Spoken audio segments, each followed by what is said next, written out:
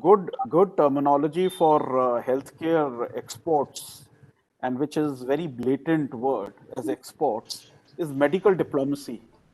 I mean, you're able to provide good connectivity between nations, and as far as the Indian Sir, healthcare services are concerned, we have seen this live as far as vaccination is concerned now. There's a absolutely huge what you're talking about right now. right. Good afternoon, So, Dr. Can we start? Good afternoon, everybody. We can start now. Dr. Sangeeta, good afternoon. Pleasure. Sangeeta ji, good afternoon. Good afternoon to everybody. Very welcome, ma'am. Afternoon, ma'am. Good afternoon. So I think we can start the session. Yes, ma'am, we can start. Good afternoon, ma'am. We can start. Yes. So on behalf of Department of Commerce, Ministry of Commerce and Industry, I would like to welcome all the participants and the panelists for today's session on the quality and productivity aspects of medical value travel. So as we know, this is one of the sectors which has emerged as sectors for our export earnings, and it is a sector and it is an area which many ministries, including Ministry of Health, Ministry of Tourism. So it is a coordinated efforts by various departments and ministries of Government of India, and of course Ministry of Ayush as well, because of the wellness component. So you would be aware of the Champion Services Sector Initiative, which the Department of Commerce has undertaken. The idea was to diversify our export basket in services. Till now, we have had a dominant share of IT industries. So the idea was to diversify into other services. And one of the 12 sectors which were identified was the medical value travel segment. And we have been working along with the Ministry of Health and Family Welfare and with the industry chambers like FICCI and also the council, that is the Services Export Promotion Council, and with the Ministry of Ayush and Ministry of Tourism to take forward this sector and, to identify which are the pain points for the industry, for our service suppliers, both domestic as within with the other countries, and take up these issues and try to resolve that. In the Champion Services sector, one of the cross-cutting reforms that was envisaged across all the 12 sectors was the standardization, the process of standardization and the quality aspect. And this is something which is being talked about in this particular series of webinars. And I'm very happy that we have a very distinguished set of panelists here across different verticals of the medical value travel segment, and to deliberate here on the quality and the productivity related issues. We also have Dr. Manoj Nesari, sir is the advisor to the Ministry of Ayush, and as we know that Ayush and the wellness segment is very, very important for our medical value travel segment. So, as all of you know, that we are looking forward to the set of recommendations that we can put together, and that can be our basis for doing further work in this area. We all would like to also mention that given the importance of services sector and the importance of quality in services sector, the Bureau of Indian Standards has set up a service sectional divisional committee, which is the highest committee only for services. And under that, there are 14 sectional committees, and one of them is on medical value travel. So they have also come out with certain standards, and they also propose, it's a work in progress. So they have a body of work that they are doing. And the need is that we converge the efforts of various actors in this quality and productivity sphere. So we have the QCI, and we have the ministries and the line departments, and we have the consultants. So the idea is that we converge our efforts to take it forward and to put India on the quality map as far as the medical value travel segment is concerned.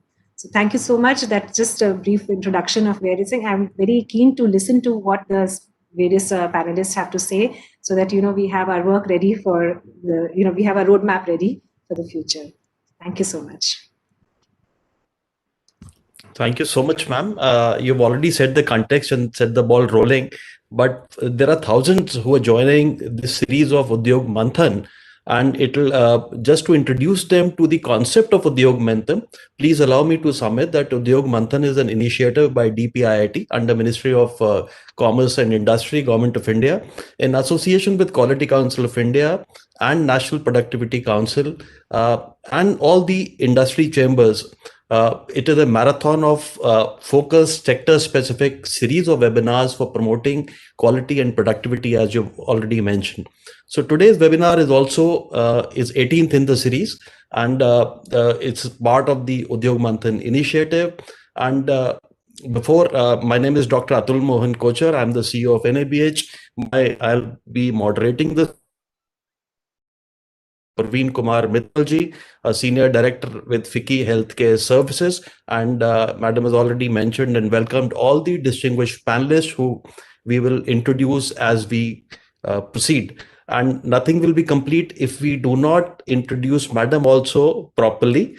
So please allow me to read out a very, very brief profile. Mrs. Sangeeta Saxena is an officer of the Indian Economic Services of 2001 batch and currently posted as Director in the Department of Commerce, Government of India. In her present assignment, she specializes in services trade issues and is a services trade negotiator for India. She has handled work relating to WTO and India services trade negotiations and dialogues with countries like USA, Australia, New Zealand, all the ASEAN countries, Singapore, Malaysia, Latin America, Sri Lanka. She has also handled plurilateral negotiations like the Regional Comprehensive Economic Partnership Agreement, G20, BRICS, and Shanghai Cooperation Organization. She is also deeply involved in the work related to 12 identified champions services sector under the Champion Services Sector scheme. So thank you so much, ma'am. And beyond this, you've already, I mean, she is coordinating the entire effort on part of the ministry for the entire series. I mean, so this is a 45-day manthan, and we genuinely hope that after the final compendium gets prepared, some really good churning, I mean, out of this churning, some good positive vibes come out and actionable points get taken home. So welcome once again, ma'am. And over to you, Praveen ji. And we'll be assisted by Aparna Sharma ji. She's the Assistant Director with FICCI as a rapporteur, and she is helping in compiling all the take-home points from today's learning. So Praveen ji, you're there? Yes. Thank you, Dr. Kochar. It is indeed an honor to be co-moderating with you this entire session. FICCI has been deeply involved with the medical value travel sector, and we've been working with Department of Commerce on this, promoting the healthcare services globally. With this, I also wanted to thank Madam for setting the context and updating all our colleagues from the industry who have joined us this afternoon. May I now request Dr. Nesri, who is the advisor for Ayurveda. He basically is responsible for international cooperation and also advises the Ministry on Ayurveda at the Ministry of Ayush, Government of India. So Dr. Nesri, we would definitely like to hear from you as to what are your thoughts for the medical value travel and the quality. So basically what we're looking at is the quality aspect from your side as to how quality is so very important and brings in the productivity element as well, while promoting the medical value travel services globally. Over to you, Dr. Nesri. Thank you, Praveenji, and good afternoon to all of you. I see here Mr. Arvind Vatkasvi, Sangeeta Saxena, Professor Bishra, Professor Upasana Arora, and many others. So I'm happy that all of these dignitaries and the established panel it is here, and I'm also congratulating to Mr. Dr. Atul Kochar for taking this initiative and organizing this Udyog Manthan, and especially this medical value tourism. When usually we talk about the medical value tourism, we usually talk about, or we usually think about the either knee replacement or cardiac bypass. But if you see the figures, the Ayush sector is also rising very fast, and the Ayush-based medical tourism, especially the Ayurveda-based medical tourism, so it is catching up very fast. If we actually look at the figure and the data which is there with the DGFT, almost 30,000 crore is the turnover of the Ayush, and there is huge market which is actually increasing in the leaps and bounds. And especially in this last 1 year almost, because this pandemic started in the month of February, and from there onwards, there is huge demand for the Ayurveda, especially for the COVID and for the immunomodulators, immune boosting medicines. So this COVID has actually given a major leverage to Ayurveda and Yoga and Ayurveda systems. And because of that, the demand for this system, they have increased at a domestic level as well as at the international level. And actually there is a lot of scope to further capitalize that. Now, since the last 1 year, this international travels, they were almost banned. The domestic travels, they were also restricted. So the indoor facilities for the medical value, they were significantly affected in all the hospitals across the country in each sector, whether they are the Ayurveda, whether they are Siddha and other things. But now, since it is the sector is opening, but now there could be some hitches into it. So some of the hitches is basically getting the visa, because getting visa is a major problem, and the ministry is taking up this problem with the Ministry of External Affairs and the Ministry of Home Affairs.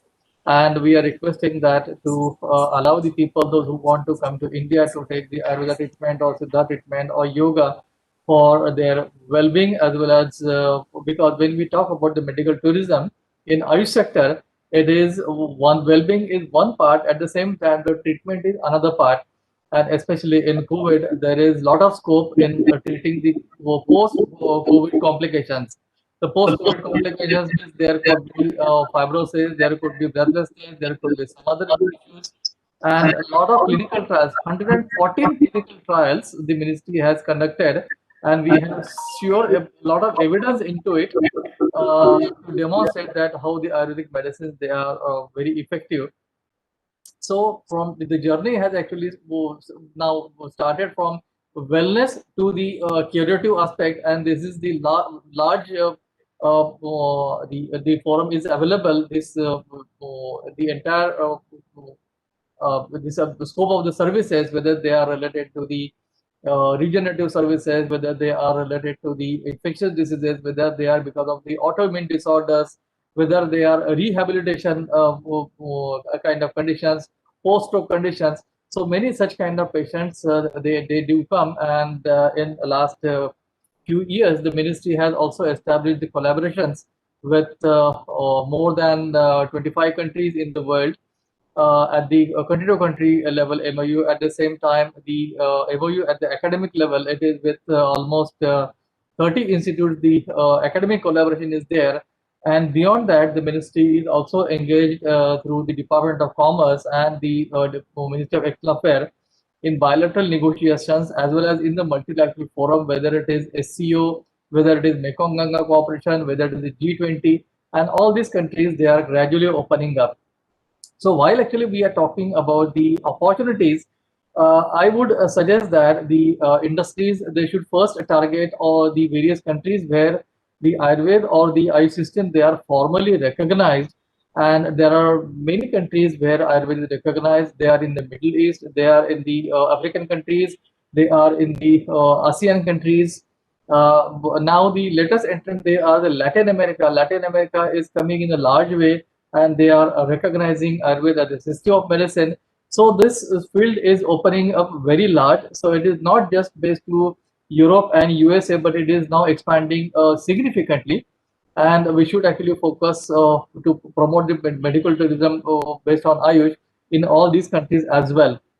But while doing so, there could be some problems, and especially the problems related to the quality of services. And this quality is very important. As you know that the ministry is working with the QCI and NABH, and this NABH standards, they have already been established, they have been developed, and now many more hospitals of Ayurveda and Unani and Siddha, they are coming forward to get the accreditation. the ministry recently launched the Champion Sector Services Medical Value Tourism, and in that medical value tourism, the ministry will be supporting the private sector to establish Ayush hospitals in the greenfield. But it is mandatory for all these hospitals to become NABH accredited hospital within 1 year of the establishment. So ministry has given a lot of thrust to the accreditation and the quality standards of the infrastructure as well as of the services. At the same time, there are almost 700 hospitals which are attached to the teaching institutions, and for that also the ministry has issued the guidelines through the regulatory authority that all these hospitals, they should be accredited hospitals so that the quality of the services, they can be ensured. The third part, which is very important, is that the supporting staff, that is the paramedical sector in Ayush, so that is not yet regulated, and it is a major hurdle. I would like to recommend to this particular group that the government should take up this activity to regulate this staff. The ministry had taken this initiative, but it is yet to see the light of the day. Whether they are the massage therapists, whether they are the Panchakarma technician, whether they are the Ayurvedic nutritionist or the diet therapist, whether they are the Prakriti analyst. So there is, whether they are the Marma therapist. So there is a huge, this area is still remain to be tapped, and it needs to be properly regulated. It needs to be properly nurtured so that we can have the good therapist. When a doctor sitting in a hospital prescribes some treatment, so ultimately, it is the therapist who is actually going to give the therapy to the patient in the rehabilitation or in joint pain or something. So the therapists, they are very important, and this part is not yet neglected. It is neglected, it is not yet addressed properly. The insurance sector is another problem. The insurance sector, especially the insurance portability, when the people, they are coming from the foreign countries. So this is another area which needs to be addressed, and now many more insurance companies, they are coming forward and they are offering the packages for the Ayurveda and yoga and other treatments also. But then it is yet to be still on a large scale. It should be affordable to the people. It should be it should actually include many more diseases, so that the people, they should get attracted to it. And as I mentioned, that it should be compatible with the foreign agencies also, so that those foreigners who are coming over here, so they can also get this insurance services. And the quality of medicines, which is the another area which also needs to be addressed. The ministry has taken many initiatives, and well, now we are in the process of even establishing the ISO standards at the international level. The Pharmacopoeia Commission is already working. There are some regulatory hurdles, they are still there. It may require, rather it would require some changes at in the regulations, whether changes in the Drugs and Cosmetic Act, whether the changes in the other acts which are at the central level. And the ministry is taking those issues with the relevant departments and the relevant ministries. The third thing is the Department of Commerce, when they are engaged into the international dialogue on the trade and services. So a few years back, the Ayush was not a strong part into it, but nowadays Ayush is also included, and we appreciate the initiative taken by the Ministry of Commerce. And with the support of Ministry of Commerce, it would be possible to further promote the export of services at the international level, and further leverage the medical value tourism. So thank you very much for organizing this webinar and organizing the discussion, and the recommendation which will come out of this. I am very much sure that they will be useful in developing the further policies and strategies. Thank you very much. Thank you so much, sir, for this wonderful context and outlining the entire spectrum of operations the industry, you've taken us through the insurance, you've taken us through the services, and in the past few years, we have seen there's so much rationalization to the traditional wisdom, so that we are now validated or attempting to validate all our traditional knowledge at an international platform also. Thank you also for highlighting the importance of quality accreditation and the role of NABH. I think it's a wonderful gesture on the Ministry of Ayush to place the right emphasis on the NABH accreditation at all levels, starting from these new private public people partnership supported hospitals also. Thank you so much once again. Coming now to our speakers, sir, please allow me to introduce one man who needs no introduction, who's devoted a lifetime of efforts into championing the cause of consumerism, consumer safety, for patient safety. He wears many hats. He has won a lot of awards. Professor Bijon Kumar, he's an international consumer policy expert. He's an honorary professor at National Law University, Odisha. He's a winner of so many awards. He's on so many boards, including Quality Council of India, NABET, NABH, Expert Committee.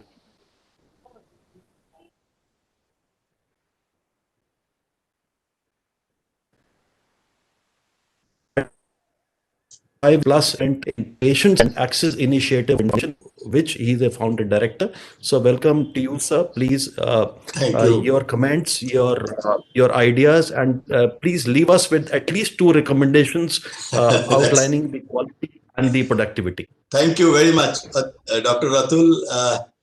It's you're very kind. You've given such a introduction that it's very kind of you.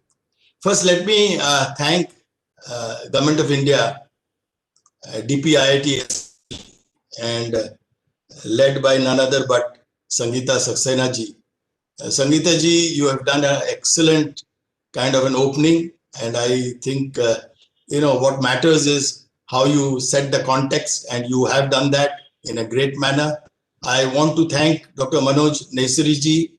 Dr. Saab has very aptly, kind of laid a pathway or a roadmap to what we should move. I have friends like Arvind here, Naveen from FICCI, Praveen Bhai from FICCI, and Upasana ji, who is hands-on in terms of serving the patients by managing a hospital. So we sit and we share the board in NABH, and my other friends, Dilip Chopra ji, and others who are listening today and participating in this Manthan.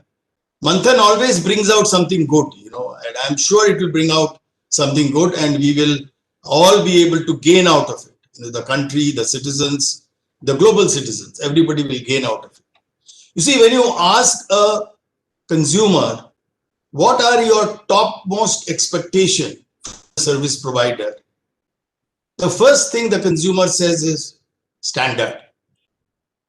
You see, everybody, whoever pays either out of pocket or taxpayers' money used for the people who need to be subsidized and supported, it has to be based on a standard which will give that kind of a value for money. And this is what we look at. When we are talking about medical tourism, value, creating a value in terms of our healthcare. You see, we have got some of the world-renowned medical practitioners in the country, cutting across all sciences, whether it is, in cardiology, whether it is, pediatrics. You go to A&E, including Ayush. We have the world's best talents in the country. And the world knows about it. It's not that they're hidden. These talents are well known. They publish their papers in renowned journals where all the known people, read it, and it is created out of an evidence. It is just not sensationalism. It is created out of an evidence. And that evidence brings in the trust and the faith in terms of the service which India provides globally. I must tell you that we are known whenever we go overseas, and I've been very fortunate to sit on country delegations and sitting on negotiations in international arena where we negotiate on behalf of the country and the citizens in terms of harmonizing standards, whether it's within WHO, whether it is within the Codex Alimentarius Commission. In all these areas, when we sit down to negotiate, we keep our Indian constitution or a country's constitution as the super guiding power to take us forward.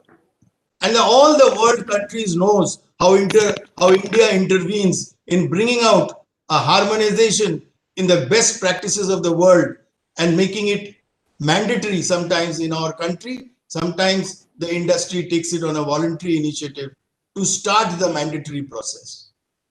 So I would first recommend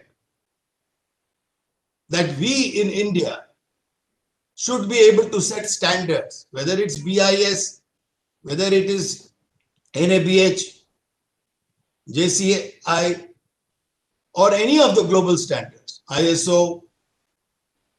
But we must have standards so that when anybody comes to seek service from India, they know what to expect and they know what to do.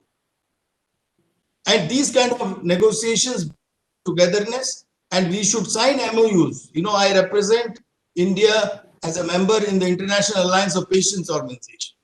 And you will be very happy to know when I attend those global conferences, they know more than me in terms of the healthcare facilities in India. And they rattle off, where they went.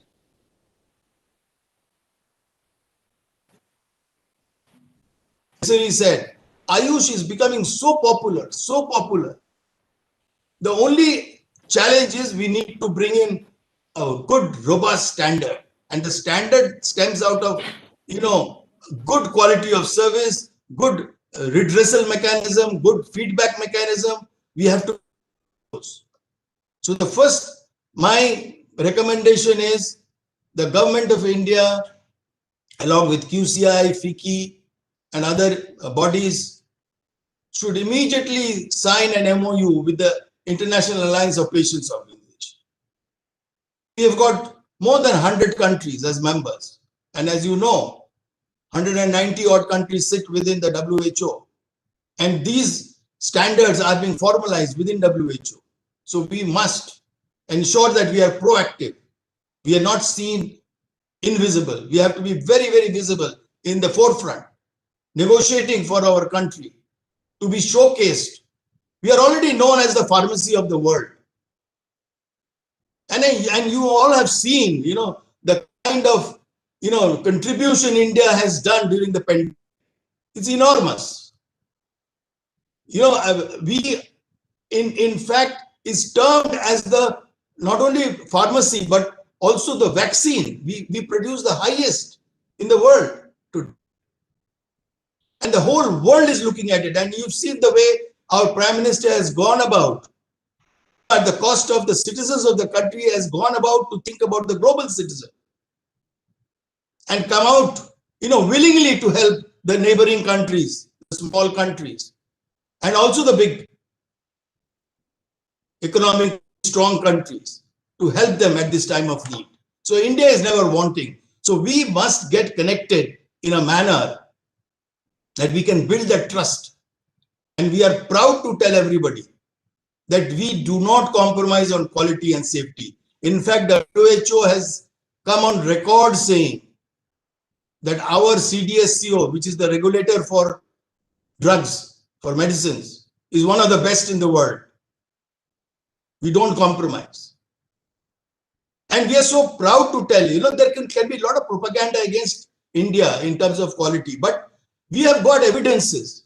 We have conducted one of the world's largest study ever done, 47,000 samples getting collected from vulnerable points and getting tested in accredited laboratories.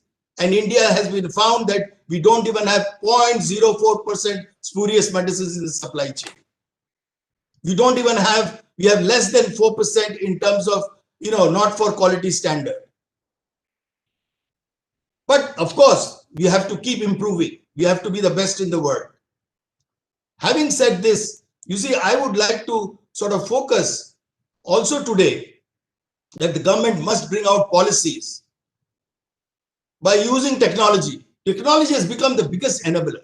It brings in transparency, it brings in accountability, it brings in a robust tracing and tracking mechanism. We must have a registry of all the good qualified experts in the healthcare, where anybody in any corner of the world can come to know that if I come to India, whom to meet, where to meet, how to meet, and make it seamless.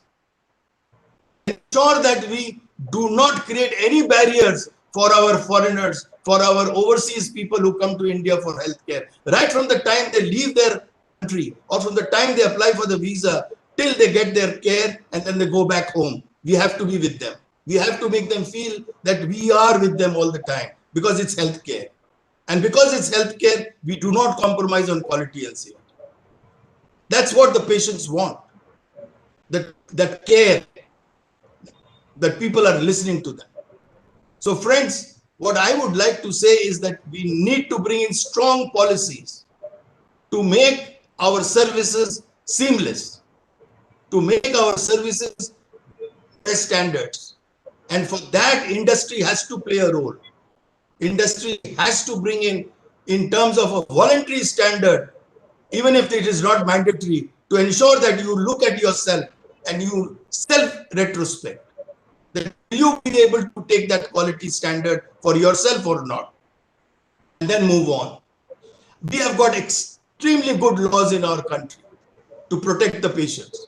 So tell that to the world, that which doesn't allow people to get away compromising on our health and safety. So it's a huge opportunity, let me tell you, friends. It's a great thing which the government of India is doing through this Manthan, and I'm sure, and I'm quite confident that people like us who are bringing in technology on the National Consumer Day on 24th of December, we launched a portal called hamaraayush.org. Go and visit that portal. Register yourself. Make others register. Tell us what you want. We will tell you. Because we have people working 24/7. We don't sleep, because the point is we want to make sure that smile comes on the face of the patient. And we practice it in India and we project it globally. And I was very happy to tell you that my friends who lead patients organization in Europe were present during that launch on the 24th of December. And they were the ones who launched it with their hands. We got it launched. Now it is for the government to encourage us. It is for the government and the industry to encourage us to sustain it. And how we can sustain it, we need ideas from people like you all. Thank you very much for giving me this opportunity. I feel very proud to talk about India, talk about our strengths to the world. And all the listeners who have participated today, I like to thank them personally for taking time to come and listen to this Manthan, because this Manthan will get us to the right place where we need to go. So Jai Hind and God bless all of you. Thank you very much for giving me this opportunity. Thank you, Professor Mishra. Right from the heart is what we could make out, and very important point about standardization, and that we must have, the quality practices, and standardization is truly required, because that would actually have the world look at us in terms of quality healthcare services. Thank you once again, and for your recommendations too. With this, may I now invite our next panelist, who actually, after serving Navy for almost about 30 years, found his calling with the healthcare sector, Commander Navneet Bali. He's the Director for Northern Region at the Narayana Health. Over to you, Navneet ji, and we would all look forward to hearing from you now. Thank you so much, Sangeeta Saxena ji, Director, Department of Commerce, Government of India. My dear friends, Atul Kochar ji, learned moderators, Praveen Mittal ji, and a lot of people who I keep interacting on a daily basis. Thank you very much, and all the listeners who are here today listening to this. I think a very, very important and absolutely fantastic discussion today on a very important subject, which has somehow been under the carpet for a very, very long time. And I think it's a great opportunity that it has been brought out to share ideas. And what I liked the most was that from this discussion today, some of the suggestions will be taken forward, and we see that it will bring in a lot of semblance of betterment in the future. So I was talking to my fellow panelists just before we started this discussion that I was meeting the ambassador of Kyrgyz Republic today in my hospital just about a few minutes back. And we were discussing with him all the nuances of what he felt. And it was great to hear from him that India is seen as the forerunner now in everything to do with healthcare. And somehow COVID-19 and thereafter our reactions to the entire pandemic, the way as sort of symbiotic reaction to where public, the government and the private sector came together to fight a pandemic was absolutely wonderful. Along with this, our vaccination program, and which is being now seen across the world to help the world to get over this, was wonderful. So, he shared a lot of thoughts with me. I also had a lot of my own thoughts, which I thought I will share with the learned panel here. So I will call my small address today as what do we do to bring out, as we have ease of doing business, let us call it EOGT, ease of getting treated. And I think that should be a mantra of how we make it much, much more simpler for patients and their attendants who come to our country to get treatment. So let us say, what do we have already? We already have in our country one of the most extraordinarily good clinical talent, across the world. In fact, not only in India, our doctors are known across the world. In fact, many of our doctors in NHS were in the forefront when pandemic was being fought. So we have that extraordinarily clinical talent. We have the costs, which are one of the lowest in the world for the quality of treatment which is given, and we got, I think, the best technology. Whether we talk about the linear accelerators, to we talk about proton machines and neuro navigation sets and etc. etc. We have that. Our outcomes are one of the best across the world, and also cost of living across. When you compare, because a patient does not travel alone, he also comes with attendants. Even that is a big factor when people come here. So that is also there. So we have a perfect set of ecosystem to sort of leapfrog into the future if we are able to do certain things in a proper manner, because what pandemic has shown us that we can be the front leaders as far as healthcare is concerned in many aspects. So here are my aspirational kind of thoughts, which I think I'll be very happy if these are sort of noted down and we evolve over a period of next a few months and years and put it in place to bring in better this one. So one of the most important suggestion would be to create a single digital platform. It could be a website, it could be an app, or it could be whatever, where it is very easy for patients across, and this could be in different languages. I'm talking from a pure operational point of view because that is what I do, which could be in different languages, which eases registration of patients on this portal. This could be linked with the embassies in our country, and also back home, there could be a single point where they could be linked. There were around 5 or 6 children who came from Kyrgyzstan, were treated for blood disorders, and the ambassador was totally unaware of it, because it is such a disjointed and an absolutely open this one, that he was also not aware that there are patients who are coming for a specific treatment for Kyrgyzstan and why they are coming. So this digital platform, I think, will be a great initiative, which will bring in that kind of a sort of sort out and put things in correct perspective where all the stakeholders are concerned. One of the most important aspects of becoming the front runners as far as the medical value travel and getting patients from abroad would be trust factor.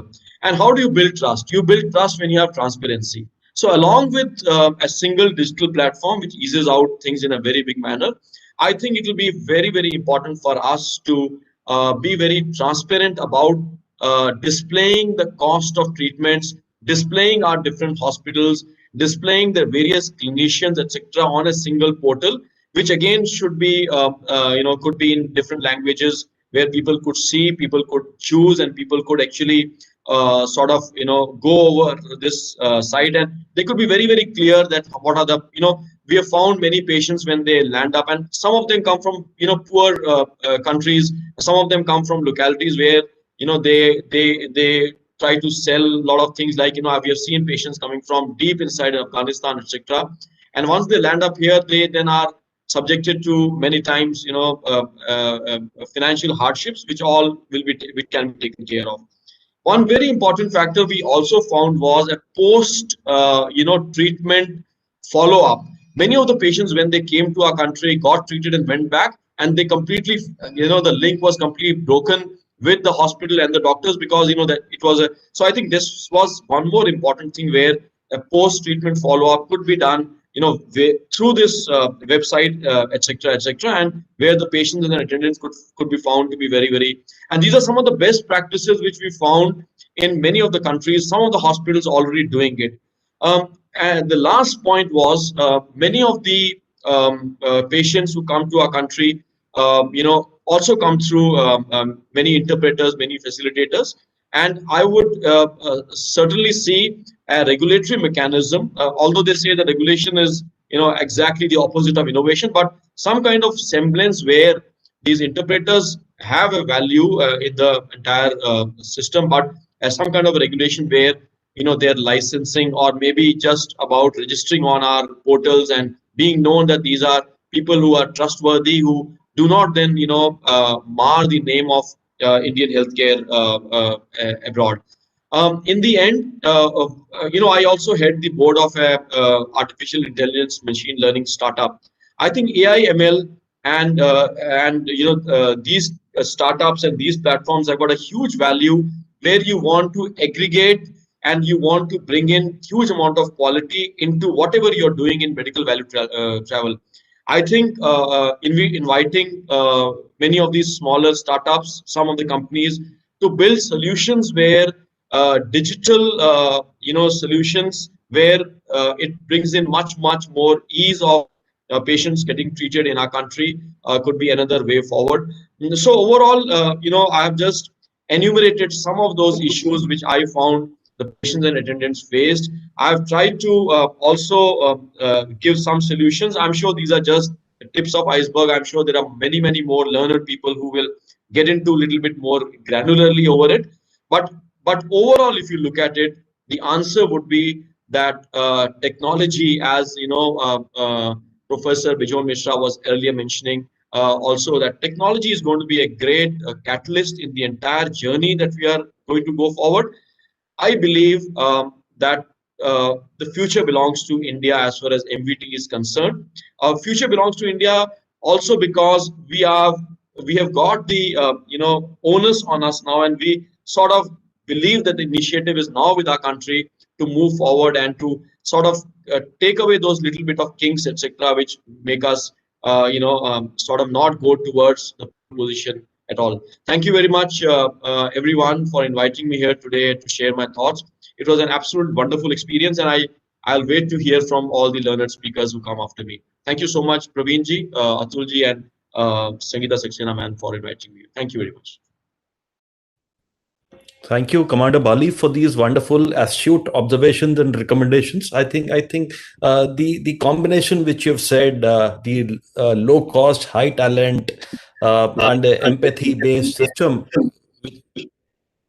which we already have, will go a long way in making India first and at the top. So these are wonderful recommendations, and the telemedicine, the triage, and these are very implementable, actionable points, which can be seen as a fruit of the pandemic, a positive fruit, which are very, very important, and I'm sure can be implemented upon in an urgency. Coming now, thank you so much, Commander Bali, but coming now to the lady of quality, Miss Madam Upasana Arora, Madam. Not only is she a director of Yashoda Hospital and Research Center, she's a grassroots worker. She has many firsts to her credit. She's the first lady, Indian lady, to be awarded the fellowship of International Society for Quality Assurance, ISQA. All of us are a member of that. and she has pursued Harvard Medical School Quality Leadership Program. She's been a mission member in CII Healthcare Mission on Lean and Six Sigma. She's a whole lot of credentials to her name, privileges. She's recognized at multiple forums for her contribution in the field of ethical healthcare, and her mission in life is to see an ethical and cost-effective manner and emphasis on maximum international exposure for our Indian healthcare facility. Madam, you are a true ambassador of NABH. At every platform, you have been promoting standards and accreditation. Over to you and your perspective of medical value travel. Good afternoon, everyone. Thank you so much, Dr. Kochar. Thank you, Sangeeta ji, for giving me this opportunity that I am speaking in front of all the champions who are really doing great job in their field. Atithi Devo Bhava. So it is India's mantra. So I feel we should give the best to our patients who are coming for medical tourism. And right now, this is the high time that we have to advertise ourselves in Europe and US also, because India is already very good choice for others, but we are getting less patients from US and Europe. So this is high time, because we are able to manage this COVID so well, and even we are providing vaccination to other countries also, as well as we are giving to our citizens. India is doing really great job in healthcare, and everybody knows, because Indian doctors are the best. Half of the US and Europe is run, medical facilities run by Indian doctors. They are, I don't know why, but they are really skilled by the grace of God. Their hands have some magical power, so everybody is getting benefit from them. So when we talk about medical tourism,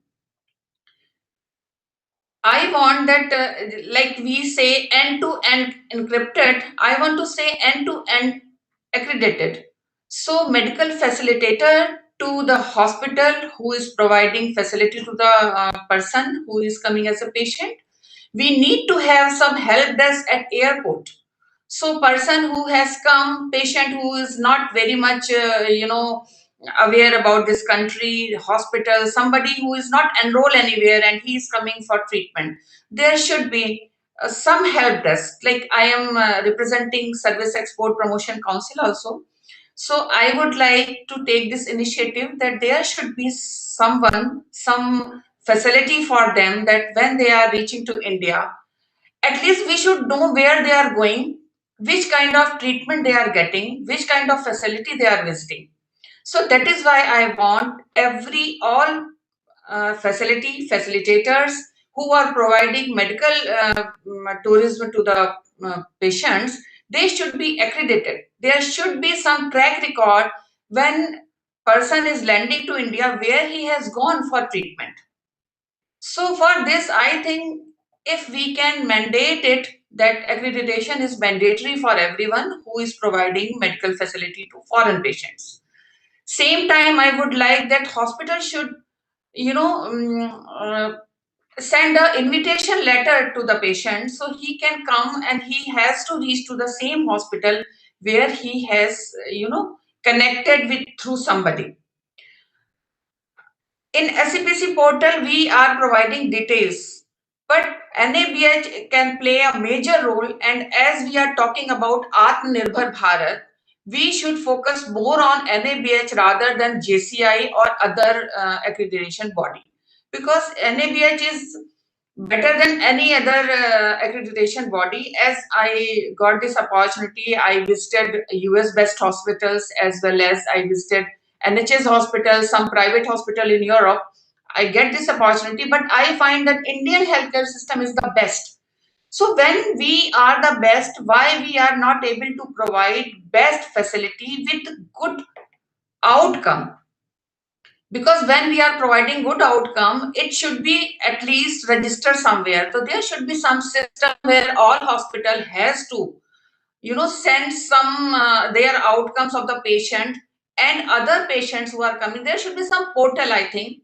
Then we need to regularize Rome so many things. Like as a policy, it should be there that how many patients you treated, what are their outcomes, so other person can see and hospital can get some rating. Accordingly, patient can choose a hospital for their facility according to their needs. Like if they want to go for some transplant, they have to choose their hospital according to what is the highest rate of some, success rate of the transplant. So we need to, create a system where all the good hospitals, all the good facilitators, because I want who is coming to India for treatment, he should not get cheated here. He should get best facility, and for this NABH can play a major role, because there was a program, still it is going on, but unfortunately it could not get that much popularized as it should have. So all the facilitator who are providing this facility to foreign patient, they are supposed to enroll themselves with NABH. Only then they can get this facility, that they can contact somebody. So Ministry of Commerce has to play a major role, that they need to make new guidelines for MVT, because India is not only providing modern therapies, we are providing Ayush, we are providing Unani, homeopathic, lots of things. And people are not only coming for modern health system, they are coming for Ayush things, some are coming for yoga, some are coming for different kind of, because our system is very, very old, and our system is really good, and other countries are adopting our system. But when we are providing this Ayurveda or something, so we need to give our best. As some guest is coming to our home, we try to show off all the best of our home in front of them. Same kind of thing we are supposed to provide to our patient also. They should get a very good feedback, they should feel really relaxed and comfortable feeling in India. And not only treatment, we can give them some different kind of feeling. They should feel like they are at home. So this is my point of view, that when you are doing medical tourism, kindly we should provide more sensitive care to our patients, so they have to feel this thing, that India is the best place, as we are the best. And I believe that Indian doctors are the best. Thank you so much.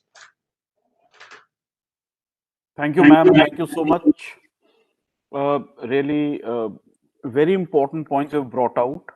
First, of course, the Indian healthcare services essence of providing healthy healthcare, and of course treating every patient with quality. And definitely technology will play a very important role, as you've said, that somewhere down the line a portal has to be there wherein they could register, the hospitals could register the success rate, the success stories, and that actually brings in a lot of element of that transparency and trust which Commander Navneet Bali brought in. So I think very important points.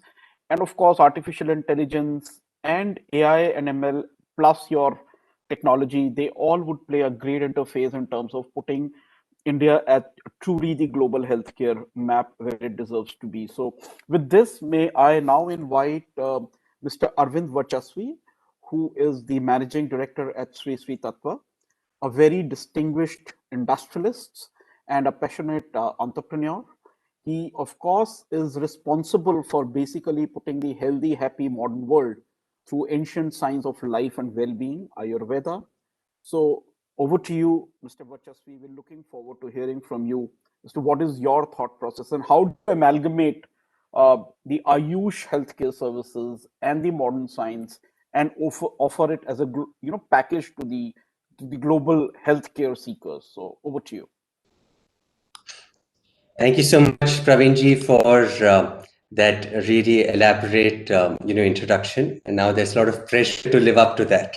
But having said that, Madam Sangeeta Saxena, Director, Department of Commerce, Dr. Manoj Nesri, Advisor, Ministry of Ayush, Dr. Atul M. Kochar, CEO, NABH, Shri Parveen K. Mittalji, Senior Director, FICCI, Professor Bijon Mishra, Srimati Upasana Arora ji, Shri Dilip Kumar Chopra, Dr. Vikram Chatwal, Shri Manoj Garg, Dr. B.K. Rana, and Navneet Baliji. It's a pleasure to be here with all of you.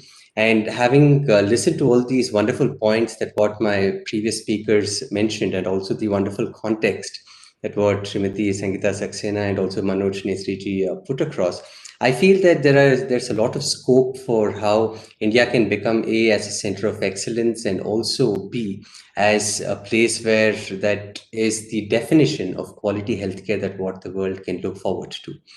We've seen, especially during the pandemic time, that India has been the leader, and also proving to be the world's pharma hub, to see that how even vaccines could be sent all across the world. We've seen that even during this lockdown time, how much education and awareness about the Ayush systems were also made to India and also across the world through the Ministry of Ayush. One particular thing that what I would like to mention here is that the Ayush systems also got the level of being as the essential goods and services under the Essential Commodities Act. They've been added in during the pandemic time, which is really fantastic. It really shows that how the government is very serious about the systems that what have been developed here in the country. I'd like to come across to certain points, Praveenji, as what you rightly mentioned, that despite so many recent challenges of the COVID-19 pandemic, and also a little bit still that's already present also right now in India, what we've really noticed is that the Ayush treatment systems, can be given a unique push. Are extremely relevant even today. And what does this really require? A whole lot of this is being done, but let me just tabulate it for everybody here to also make a note of. One is that certifications of treatment centers about their authenticity. We need to ensure that all these treatment facilities that are there online, they have a certain certification that would be well known not only in our country but also in their country as well. And I think that our Indian missions would definitely play an important role for this education. Second is that we also need to understand that we bring in quality trained personnel into this particular field. A lot of steps have been taken across over the last couple of years, and this is something that what we need to continue to do. Next is that following the SOPs across all units, so whether it's manufacturing, whether it's being with regards to schools, as to how the therapists are trained, and of course, even ensuring that the SOPs of the treatment centers are also followed to the T. That's very important. One more thing, the next point that what I would like to make a mention is that we need to keep portals of the government informed as to how these things could happen. So I would request that, that the Commerce Ministry and the Ayush Ministry take note of this to ensure that how this education and also the new activities that whether it's industry or the services sector are doing, be put across and people are educated on that. And next, of course, I feel what is very rightly needed at this particular hour is that more awareness should be created to implement the NABH certification to Ayush hospitals. So, and once these things are done, it's also important that NABH and also the government see that how these hospitals are championed, not only in India, but also across the world. Very, very important. Of course, we need to understand that this sector can improve health tourism, but also generate revenue and employment, whether it's here in the country or whether it's in the countries that where we are targeting health tourism. We could have satellite centers, have doctors positioned there for at least diagnosing, and in case if there has to be any sort of more serious intervention, then later they could be referred back to the Ayush hospitals here in India. Apart from that, we need to understand that India could be made as a treatment hub when it comes to the Ayush systems, because we provide an important edge over other countries in Asia, while all the other countries might prove and also bring across more on the spa therapy and also on a way to indulge oneself. But we understand that, through treatment and therapies here in the Ayush systems, it's more medical intervention. And that's something that what we really need to push and see that how we could make India have a upper hand on this. Of course, healthcare providers should take care from arrival until accommodation and also treatments. So this is something that what I feel that in case if there is some sort of financial assistance also from the government to see that in case if they do have certain certifications, then later they would be eligible for these financial assistance from the government. We need to also understand that according to experts, recent studies show that the Indian medical tourism market was expected to double and also reach the $8 billion US mark by 2020. But due to the pandemic, these things have slowed down. But I feel that, if proper steps can be taken, we can still achieve this. Currently, Bangladesh and Afghanistan, dominate the Indian medical value travel with almost about a 34% share. I'm sure that with a whole lot of integration of surplus talent, technology, like what my previous speakers mentioned, tourism attraction, trade and tradition, India is having the potential to promote itself as a premier global healthcare destination and also enable streamlined medical services. So I think these were, some of the points that what I wanted to put across. The Ayush systems have a great value that what I feel that we've really recognized during the pandemic time. And I feel that with a little bit more of SOPs being put across onto these systems and making everything perhaps into a single window clearance, both when it comes for the customer side, but also very important that for industry to have access to these certifications, we also need to see that that also happens to have a single window clearance. So one is a single window for the back end and another single window for the front end as well. So I think with these points, Pravinji, I leave it over to you, and thank you very much for having me here again, Sangeeta-ji, Pravinji, Dr. Atul, and also Dr. Manoj Nestri. Thank you very much.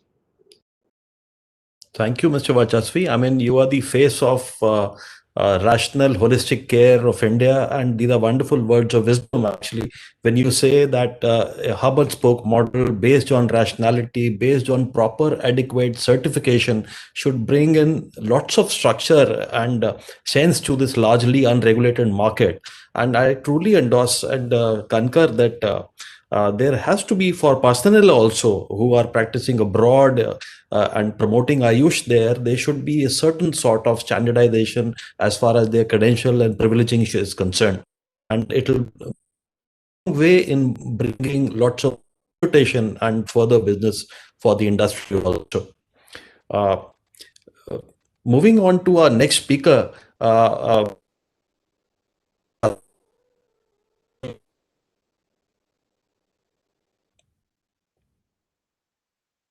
very much.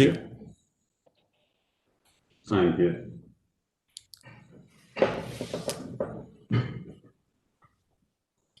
Atul, I'm here.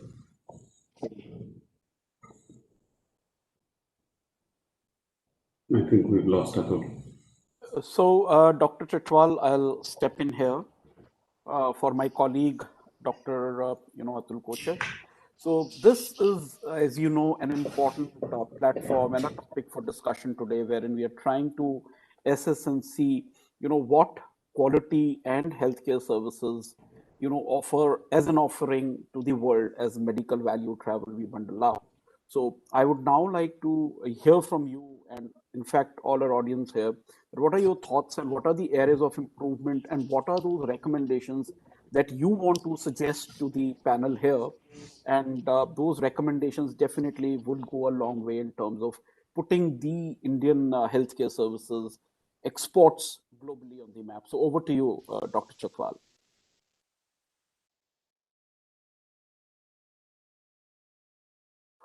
Dr. Chitwal, thank you and much yourself.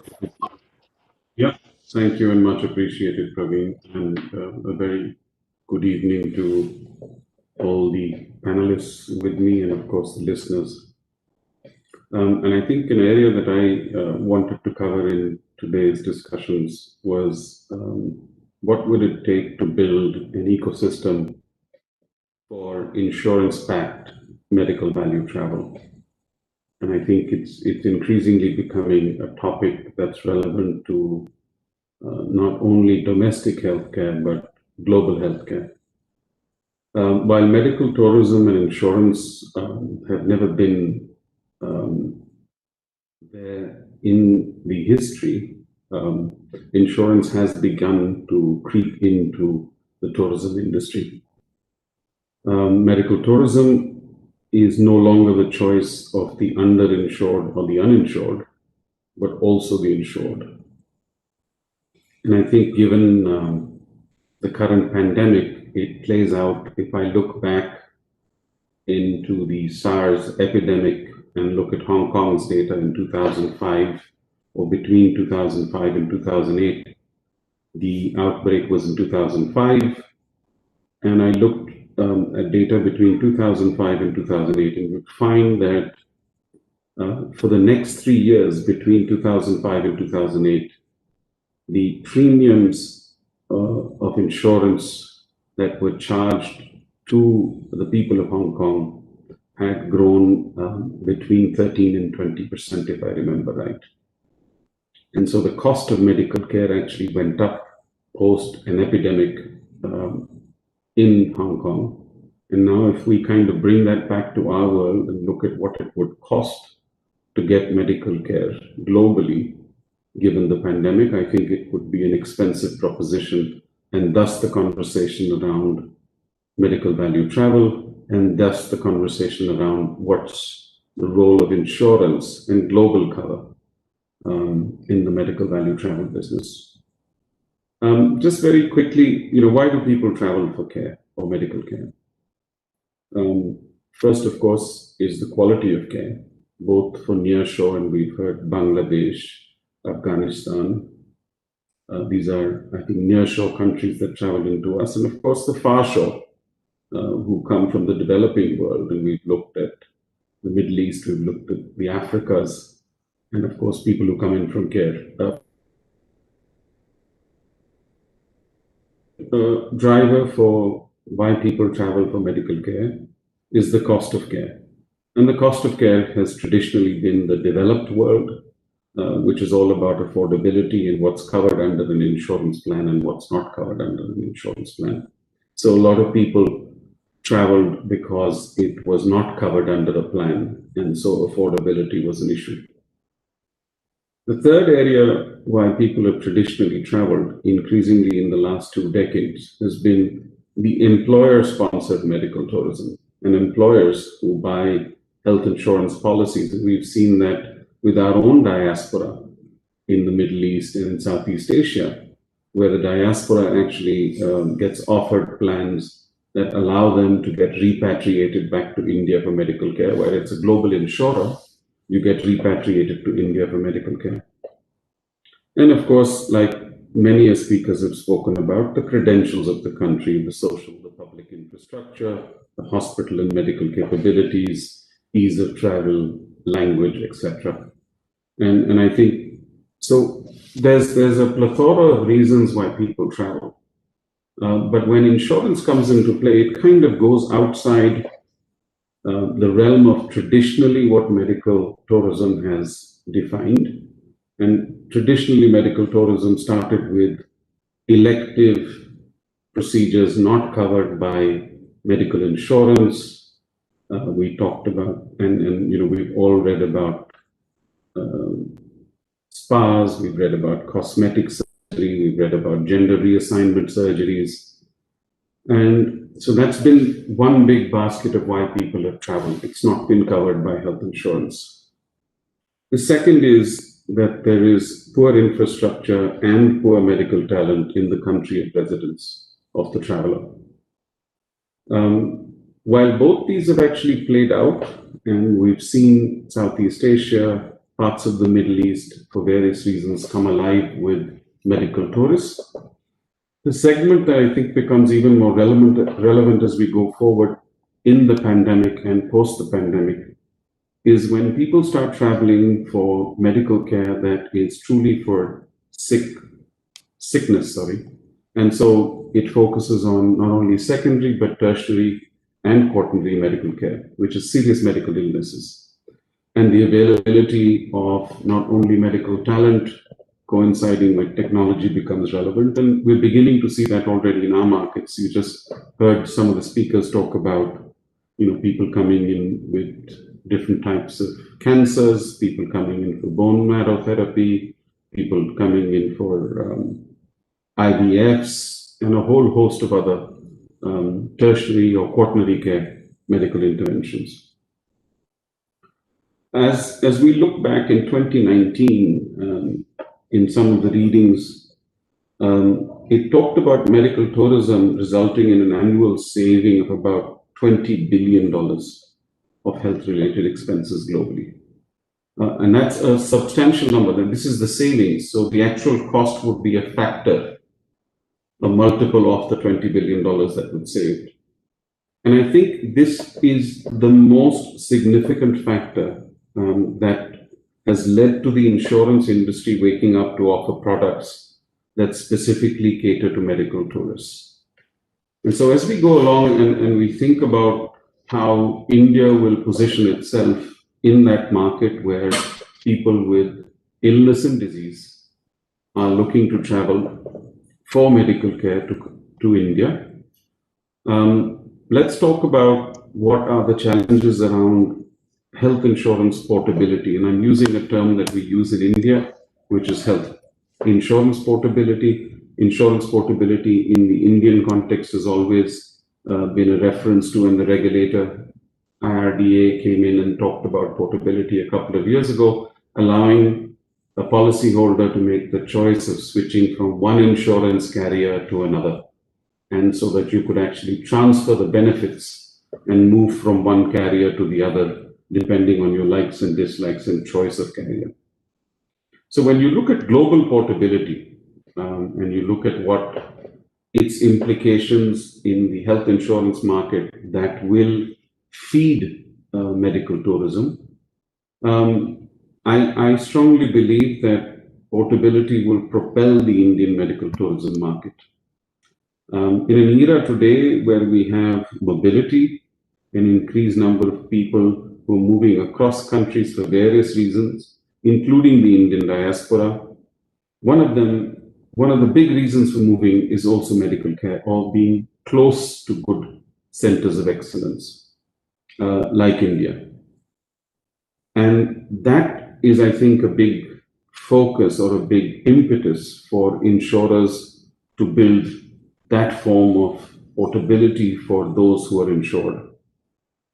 A problem that a lot of insurers have not totally and fully solved is the idea around follow-up care.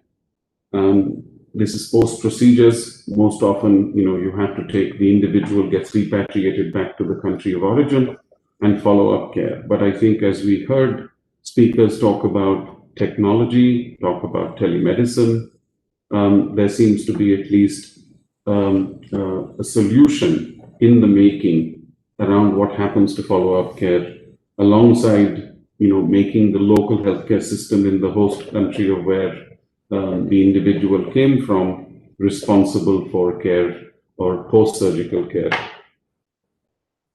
There are issues around data on confidentiality, like every other, and PHI, but I would leave that for subsequent deliberations.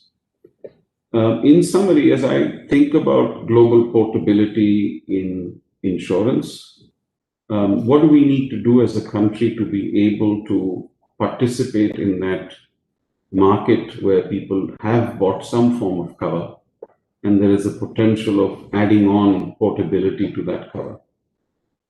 The first is to think about what is a framework for the Global Insurance Alliance, or a framework around building a global insurer base who looks as India as a destination and adds that to their list of portable regions that you could actually port your policies to. It not only looks at global insurers, but we also need to look at our domestic insurers who will offer products to global customers who'd like to buy portability, allowing them to repatriate for the Indian diaspora, but for others to come into India for medical care. And I think there's work to be done there. The second is, when insurers work with any market, they look for Indian carriers who manage the claims, access to a network of hospitals, pricing and settlements, including credit terms. And I think, again, here, the insurance regulator in India has been at the forefront of thinking. There is now at least, there is already a third-party administrator framework, or what we call a TPA framework in India, for claims within the country. there's an equal opportunity for aligning what we do in India with global insurers, so that as they think about not only an individual traveling, they also think about the related documentation that needs to travel along with the individual. How do claims actually get managed and settled? What's the settlement cycle? Like any other NEFT that you and I do in the financial services market, we need to think about what's the NEFT equivalent for claims in India. And I think there is already a robust market of third-party administrators regulated by the IRDA who do that work in the Indian context in a very limited way for global players. They do that for inbound traffic. And so, I think there is already a framework for inbound traffic, but that's a very limited or a small sliver of the whole opportunity going forward. The second area that everybody's talked about, and Atul, is close to your heart, is the whole medical value travel facilitators. And how do they actually interplay with insurers and at the same time with intermediaries like third-party administrators? And what's the interplay between them who facilitate a journey, facilitate an experience alongside a claim and an insurance cover? With that, I'd hand back to you. Thank you for giving me the opportunity of speaking with all of you. And I hope this has been helpful in the overall context of, tourism. Thanks very much. Thank you, Dr. Chatwal. I think very important points that you have brought out here, largely for the Global Insurance Alliance, and also the insurance portability as a global phenomena, and how India could really leverage in the entire value chain, and how India can actually benefit out of this. So I think this is something as a very, very important recommendations that we take from your thoughts as of now. But of course, going forward, we have a lot of questions for you also. So we are getting some questions. With this, may I now invite Mr. Garg, Manoj Garg, who's the CHRO and Business Head International for Dr. Lal Pathlabs. He's been driving the organization's efforts, not just about in India, but globally as well. He's been instrumental in expansion in countries like Nepal, Bangladesh, and Kenya. It would be very interesting to hear and understand from you the entire dynamics of business, not just about in India, but even abroad, and how are you providing services there. And we've seen in recent times, I mean, testing is the key to healthcare. So we would sincerely look forward to hearing your thoughts on medical value travel, and how do we integrate your services with the medical value travel sector, and how do we benefit out of it. So over to you, Mr. Garg. Thank you, Mr. Mittal. Good evening, everyone. Thank you, Madam Sangeeta, Dr. Manoj, and all other participants and speakers. I'm really honored to be part of this session.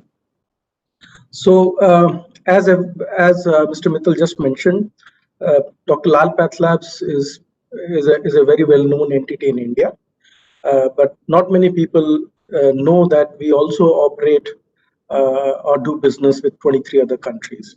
So we are today having clients on the western side of the world, as far as up to Ghana, and on the eastern side we get samples from Malaysia, and recently from Papua New Guinea as well. We have a client now. We have 3 labs, one in Nepal, one in Bangladesh, and one in Kenya, which is serving the local markets.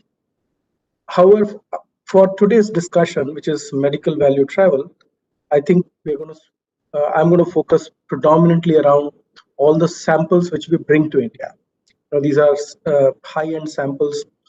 Doctors are referring these particular cases to be tested, and most of the countries we are picking samples from, they don't have the testing facilities for these tests. So in our scenario, instead of patient traveling to India, it's basically just the sample which is traveling to India. So there is a huge cost advantage for the patients or the institutions which are, let's say, giving these samples to us, because if they are not giving it to us, they are probably getting these things tested from Europe. So Africa is either connected to South Africa or to Europe, sometimes a little bit of North Africa and Egypt. And similarly, a lot of Middle East, let's say, countries, institutions, they're also sent to Europe. So definitely there is a great advantage which all these institutions derive. They are able to really get a world-class quality testing at a fraction of the cost compared to Europe. And obviously there is a element of convenience because the patient doesn't have to really travel, or the diagnosis can be actually a good diagnosis before he or she is traveling for a specific intervention. The interesting part here, which I wanted to share with the group, is that when you talk of medical value travel, there is a very clear concept of a medical visa. So the patient is able to apply for a visa and can come. Once the visa is granted, the whole process is, let's say, initiated. However, when we look at samples, we face a lot of challenges with respect to government, each country's government trying to regulate this area of outsourcing of samples. In fact, sometimes we feel that governments are kind of caught into a catch-22. They don't have the medical facilities for testing these particular cases, and thus they have to depend on exporting these samples. However, their desire is to create those facilities, and thus they are putting a lot of restrictions around it. And we all know that it takes a lot to build the whole medical ecosystem. It's just not a laboratory which needs to be put in. You need to have a reagent ecosystem. You need to have OPD doctors. You need to have technicians. You need to have specialists. So it's going to take a lot of time for these countries to build this particular capability. Till such time, it would be great if we can have a mechanism by which there is a bilateral agreement between these countries which require these services and us as players who have these services, so that we are not on a daily basis constrained by regulation. Just to take an example, very recently, I think Dubai Health Authority has come out with a regulation saying nothing can be exported or you can't send samples outside. We have faced similar challenges in Bangladesh and many other countries. So while medical value travel is very well established in these countries and patients are flowing into India, I think a similar ease, if it is available for samples to travel, then it will be a great help. So, Madam Sangeeta, you are looking after Department of Commerce. I am requesting you to just look into this aspect of how this particular element of allowing on a bilateral basis a kind of ease of sample travel is taken care of. And there is an associated issue with this because countries which are restricting samples to go out of their country also thereafter restrict the forex or the payments for such outsourcing to go out. So it's a double whammy. It's very difficult to build a business where the government is not facilitating, government of that particular country is not facilitating, whereas the clinicians really need this help. Now, I would talk a little bit about the productivity and quality aspects. In our business, there is quality which is ascertained by having great accreditations. So our labs in India, they have the highest level of accreditation. So we have NABL accredited labs, we have CAP accreditations, as well as ISO.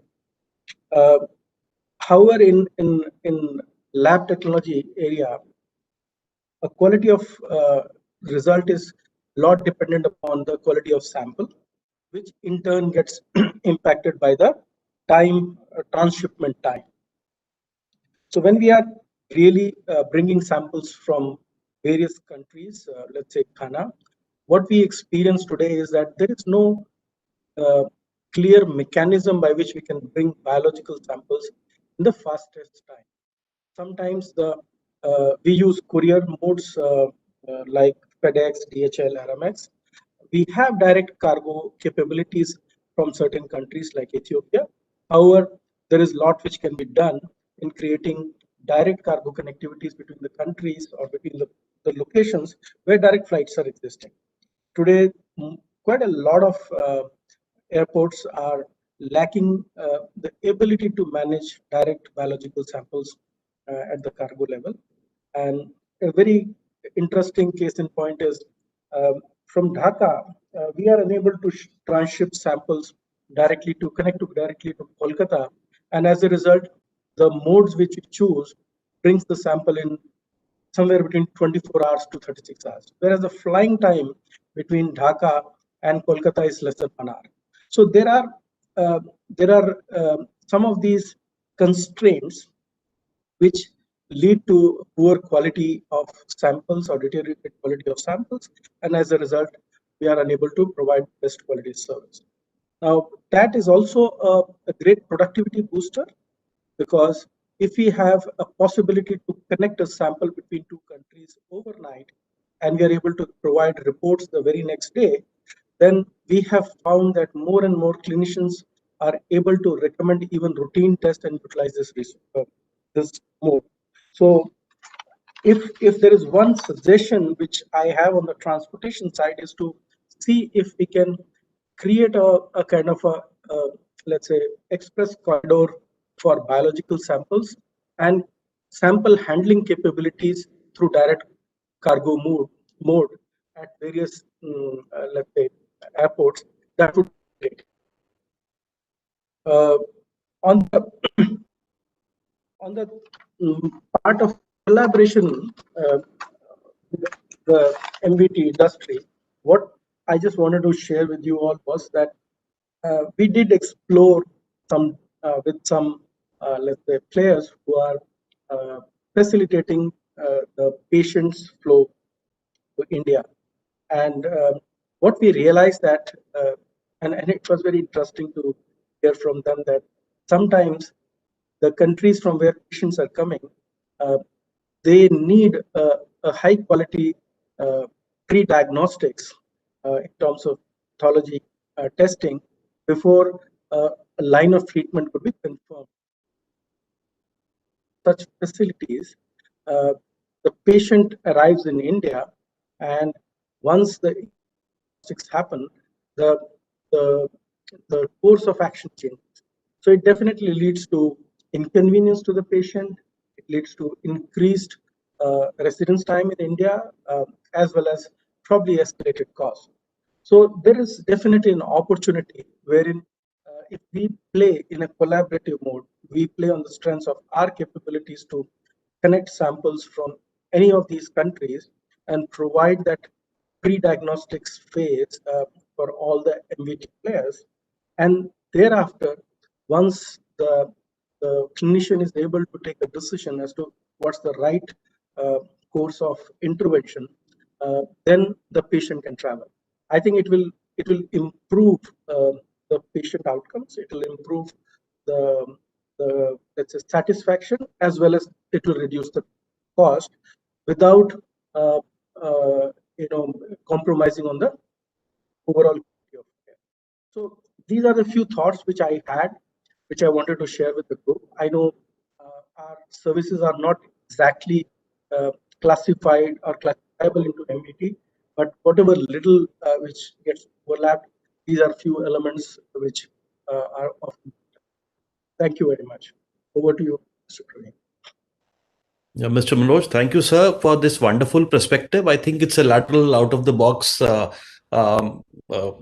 perspective which you have given us, and this can go a really long way if streamlined and the collaborative approach can be taken as an extended triage of all the patients combined with the telemedicine portal to bring in a more structured approach, and is definitely a welcome step in case implemented for all the patients arriving in the pre-tested mode with so much time saving and turnaround time and increasing the efficiency also.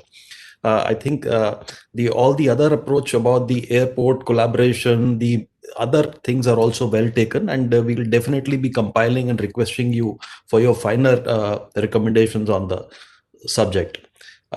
Moving on to Mr. Dilip Kumar Chopra, who represents Foundation of Healthcare and Wellness Promotion. He's Director of Empathy Solutions with a healthcare professional with more than 30 years of experience in the health and wellness space. But prior to that, sir, let me submit that NABH, as you are already aware, is currently running about 21 programs under the broad headings of certification, accreditation, and empanelment. Right, and we are currently partnering with more than 11,000 hospitals across India in various capacities. One program which was launched about 4 years back, that was the Medical Value Travel Facilitator, and you are a accredited empaneled agency for that. So that somehow could not become popular, as Upasana Madam also mentioned. So while you are giving us your recommendation on quality and productivity on the industry, please also mention the ways to improve the enrollment and whether government should step in and make this very, very crucial certification program mandatory program. I mean, should regulation supersede or should we keep it voluntary? Over to you, Mr. Chopra.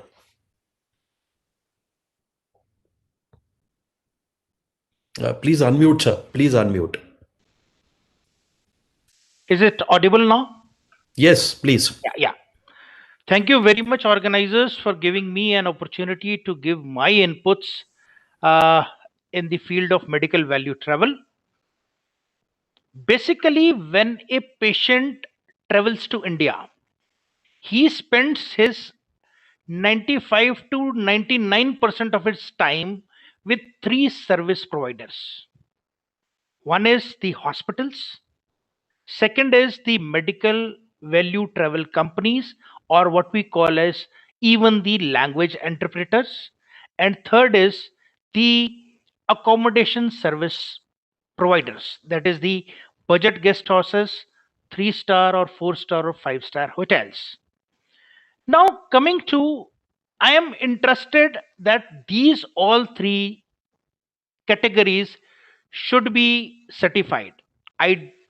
The first category, that is the hospitals, they are NABH certified. There is no problem. We have achieved the 5th position as the most preferred destination for medical value travel because of our quality doctors, because of our quality hospitals. Now, if we want to retain this position, even at the 5th position, or if we want to go up to the ladder, we need to sharpen our skills, or we need to excel in the field of certification of the other two categories, that is the medical value travel companies, or you can say the language interpreters, and the accommodation service providers. First of all, I'll come to medical value travel companies. Sir, as rightly said, 4 years back, we have brought in FICCI in, you can say, in consultation with NABH. A program has been designed especially for medical value travel companies to certify them. Sir, thank you very much for bringing in that, but that program is meant only for the large sized, or you can say big sized medical value travel companies, and there is no incentivization for the companies to undergo NABH. I'll just first categorize the medical travel companies into 4 categories. The first category is the large and big size companies which are having more than 15 employees. And these are, I think, the 20 odd companies which have accredited by NABH, they fall into that category. Then we have the medium sized companies which are having employee strength from 5 to 15. And then the third category is the small size companies which are between 2 to 5 employees. And last category is the individual medical facilitators, or what we call as even the language interpreters. I don't say that it is essential for the big companies to undergo NABH. No, it is very, very essential that all four categories we should get the certifications, because the patients are being facilitated to India by all four categories. So if we want to go up to the ladder, if we want to achieve a higher position in the world, or if we want to retain it even at the fifth position also, sir, because the competition is immense, we need to have certification for these all four categories. And sir, we need to formulate a NABH program, certification program, which is suitable for all four categories. So that is what my submission is. And it is very, very essential if we want to go up to the ladder, or even if we want to maintain the position of fifth in the world. Now coming to the other thing which we have not at all considered till date is the certification of accommodation service providers. Sir, usually the decision of taking a treatment in a country or in a hospital, or it lies with the attendants. And if attendants are not satisfied, then you can see that they'll come once, the repeat sale will not be there. So it is very, very essential that along with the patients, we need to satisfy the attendants as well.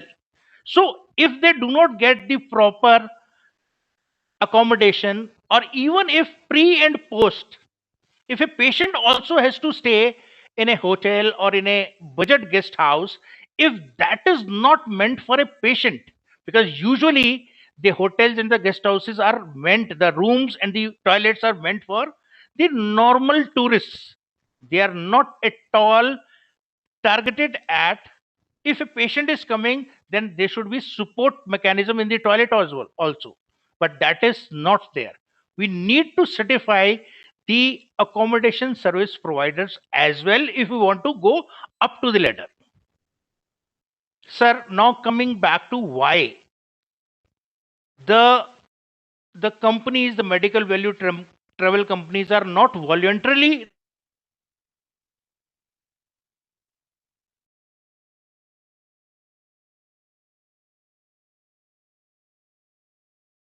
Mr. Chopra, we can't hear you.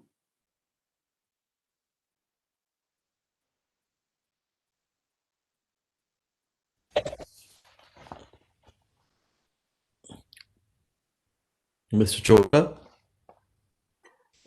Mr. Chopra, we can't hear you. If you can hear us, I think we'll have to go back to him. No, you're not audible. No.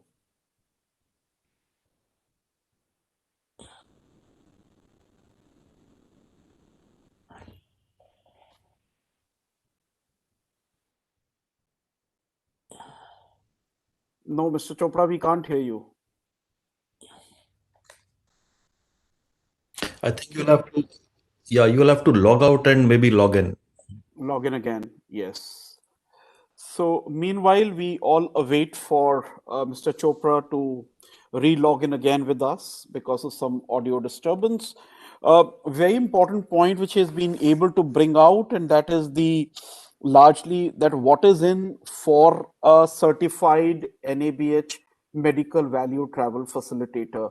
What is the incentive? What does he derive? And in case if there's no incentive, then of course NABH stands for quality. So while we all understand that that brings in the quality perspective for any value travel facilitator, but as accredited medical travel facilitators, definitely we need to look at incentivizing them or some kind of a push and pull factor which motivates others to join the bandwagon. And of course, after having 4 years run successfully, we need to look at numbers which could actually bring in the desired numbers to increase the medical accredited value travel facilitator. So with this, I want to invite now somebody who's known for quality.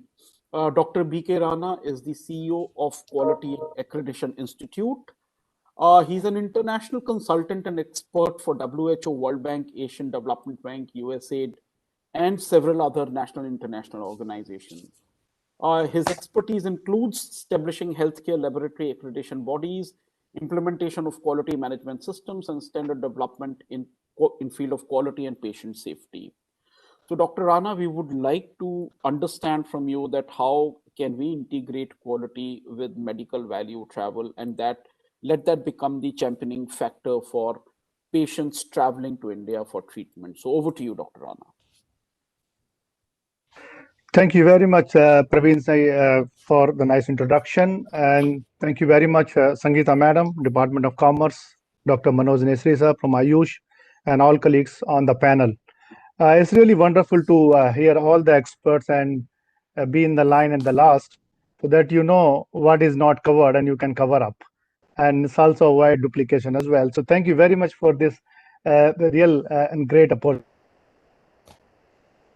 The question related to quality, and many of my colleagues on the panel have spoke about it in different dimensions, ranging from diagnostics to healthcare facilities and facilitators and homestays and even hotel stays and so on.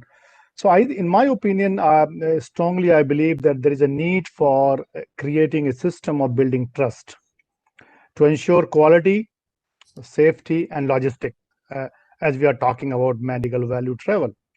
And this can be, I think, achieved as we have an example of in India, NABH accreditation for bringing quality in healthcare facilities. So this can also be done through a model of accreditation for medical travel programs. It's not about standalone hospitals, it's not about standalone medical travel facilitators, it's not about the accommodation part, but it's about the whole program, which encompasses all these components that Chopra Saab mentioned very clearly. We have best of the hospitals and doctors. Many of us talked about it. We have accreditation for last several years in India. And I think, Praveenji, thank you for introduction. I just want to add that I have been the director of NABH, and I think I'm one of the first staff in 2006. And I've seen how the healthcare quality has gone up in last several years through the mechanism of accreditation. So we have the clinical quality already established. Medical value travel is happening, and I think everyone is saying we are in the 5th place and it's moving up. But the major question comes, is this enough? And I think answer is obvious no, and that's why we are here and discussing about this issue. So if we look at medical value travel as a whole, as an ecosystem, there are few ecosystems within that. First is the patient's perspective. Patients, what is patients feeling about it, what the patient experience about, starting from their own home, traveling from their own home to India, as we are talking about, and then get the procedure done, maybe a post-procedure stay required after a hospital discharge, and then follow up, and then go back to his or her own country. And maybe again, the follow-up. So how the patient feel about this whole journey from start to finish. The second component is the provider's perspective, the healthcare facility, how they are motivated to participate in medical value travel programs. Many hospitals are already providing these services. There are facilitators who are bringing in patients for them. There are hospitals doing their marketing themselves. But is this enough for getting more and more what we are envisaging in time to come? And then third component is the buyer's perspective. And buyers may be the government of that specific country who is sending the patient out to India. It can be an insurance company who is paying for the treatment. Is this the right way, or we need to evolve a way to connect these buyers to our service providers, keeping all the interests of the patient in the core of this ecosystem? Now, if we look at the whole, again, I will repeatedly mention is the ecosystem of medical value travel. There are key elements for making it successful. We need a government support. And I think that's very evidence, and that's why we are discussing. The Department of Commerce, DPIIT, and all Ministry of Ayush and Health, everybody is talking about it. We need strong public-private partnership. We need tourism activities. We say medical value travel, and travel is there, then tourism is there. Earlier we call medical tourism, which is replaced by medical value travel. is about the tourism activity, how we linked these tourism activities, marketing and promotion, how we market it, how we promote it, and then accreditation, of course, to ensure clinical quality, and not providers is are they interested to be participating in this program. As many of my colleagues talked about medical value travel facilitator and program at NABH, and I'm happy to say that I have been fortunate to be part of that, leading this program, panel program in 2016 at NABH. Praveenji, you remember very well. You from FICCI, you were there, and Department of Commerce, Sudhanshu Pandeyji was driving it, and we very well discuss about bringing in some program for even the guest houses who are catering to the medical value travelers in those cases. But that program has not picked up too much for various obvious reasons. And I think this is the time we are discussing, and we may be threshing out to overcome those challenges. So in those perspective, we at QI and myself personally, I look at what are the models available internationally which are working in different countries to enhance their medical value travel. So we got into an arrangement with the Global Healthcare Accreditation, GHN USA, to offer a joint accreditation program based on internationally approved from ISCOI standards, and building on clinical quality through accreditation. And we say the hospital need to be accredited by NABH in India, and then only they can qualify for medical travel accreditation program. So clinical quality, rest assured, through NABH accreditation, or even if they have any other international accreditation.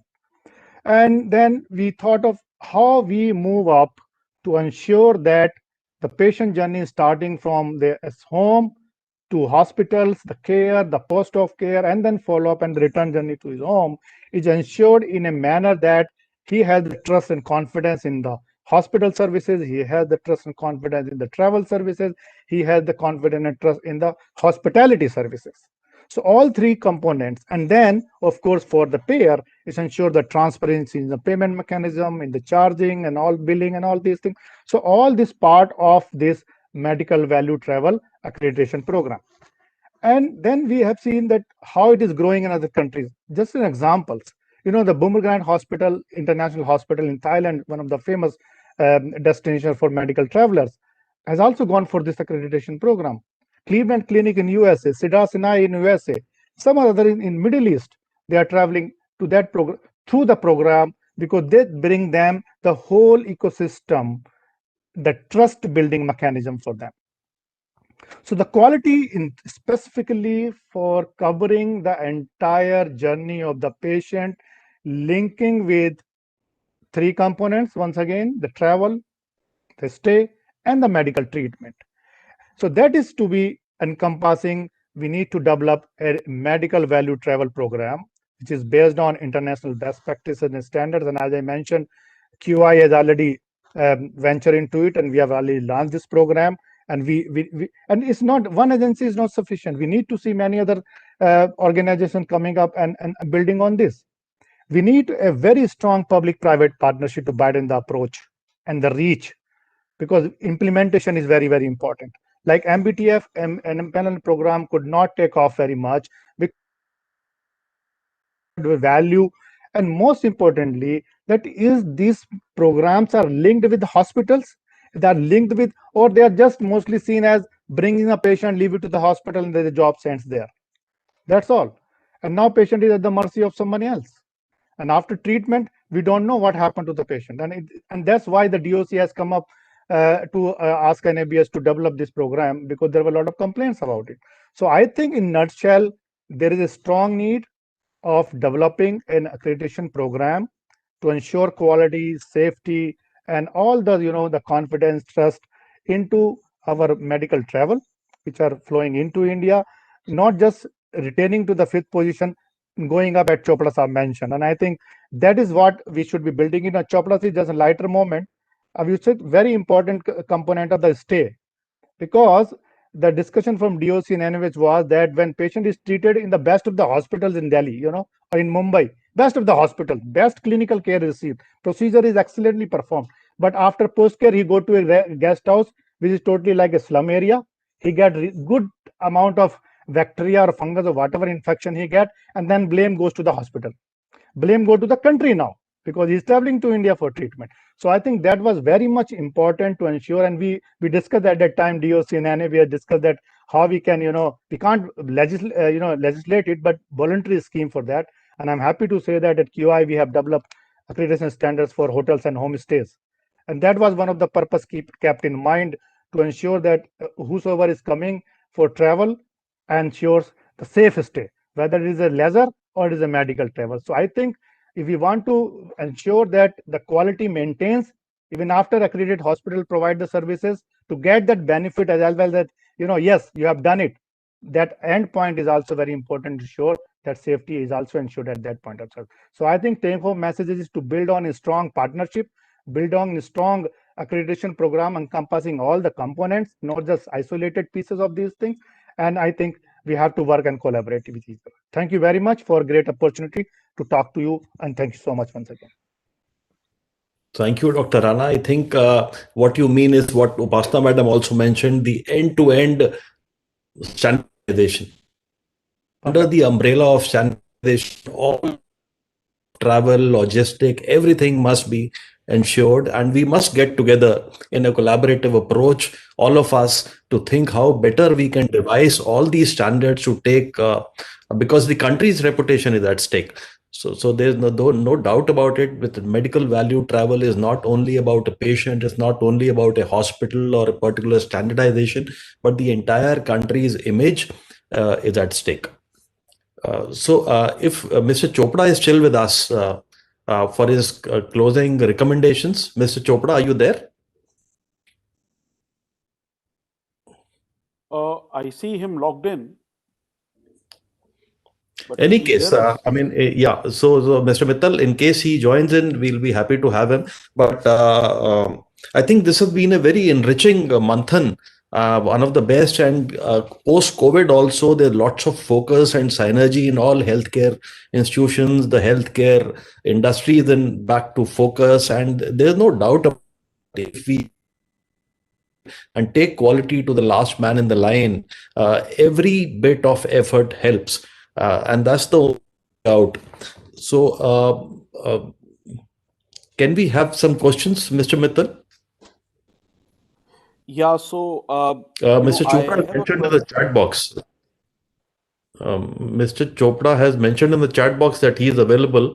Mr. Chopra, can you just switch on your camera, please, sir? We can't hear you actually. I think it shows his display shows the poor internet connectivity. So I think that's maybe the reason. Yeah. So I think let's straight away move to the questions, and we can request him to send his further closing recommendations over to us, in which would be included as a part of the compendium. Also, a request to all our panelists here is that in case if you can send your recommendations again, if you want to go through them and send it over email to us, that would be really nice. But yes, certainly we do have some questions. And to Mr. Varchasvi, how can Ayush service providers, that is hospitals and wellness centers, be encouraged to undertake accreditation by NABH? So that is something which is a question which we have received in the chat box. So over to you. Thank you so much, Pravinji, and thank you so much, audience, for this question. I'd like to tell you that, at Shri Tattva, our hospital that's here in Bangalore is already NABH accredited. We're having multiple hospitals also, across the country, and they will also be soon NABH accredited as well. I feel it's important that there needs to be an education drive, and also encourage hospitals to ensure that they take on this particular certification.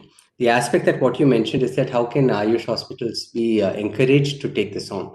Is that I feel that a little encouragement from the government side, also in terms of both financial and also resource planning, if this support could also ensure that the schemes that are there for NABH are more current, I feel it would make a huge difference. So I think that here organizations like FICCI, Invest India, all these organizations can also come in and also handhold and see that how hospitals can be educated and how important it is to ensure that good practices are followed. while we say that, a lot of quality needs to be done when it comes to the medicines aspect, and we have a lot of focus on the GMP, I feel that on the services front, it's very important that we make NABH as a total norm for hospitals to follow in the near future. But I think to put this across, it all depends on how Dr. Kocher could also see that how hospitals are made relevant and also educated that, how they could do things. But from an aspect as to see how these could be availed, from the industry side, I would say that yes, you ensure that when you are wanting to open across a hospital, you have a name saying that it would be NABH certified minimum.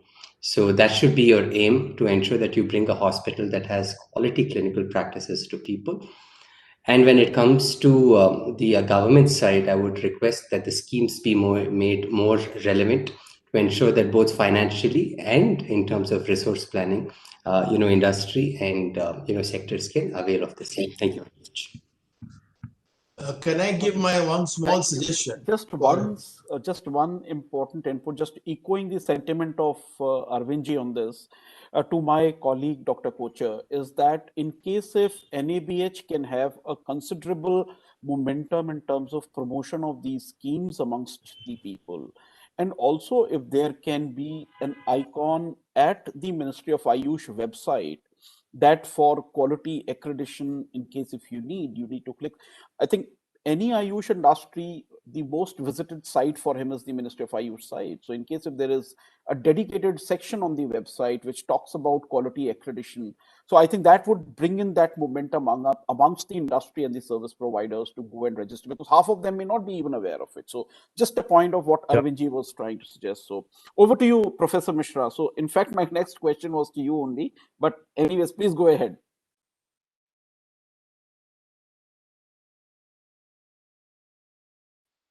Sir, may I request you to unmute yourself? No, it happens automatically. I don't know why. It was some back-end issue. Anyway, so you have given a very good suggestion, Praveen Bhai. You gave an excellent suggestion.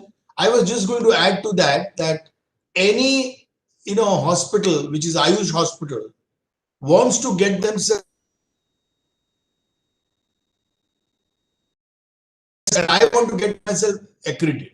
And from there, the hand holding will start in terms of, I can assure you that on behalf of NABH, we will start talking to you to make sure that you become NABH accredited. First, express yourself and tell us that you are interested, and then we'll take it over.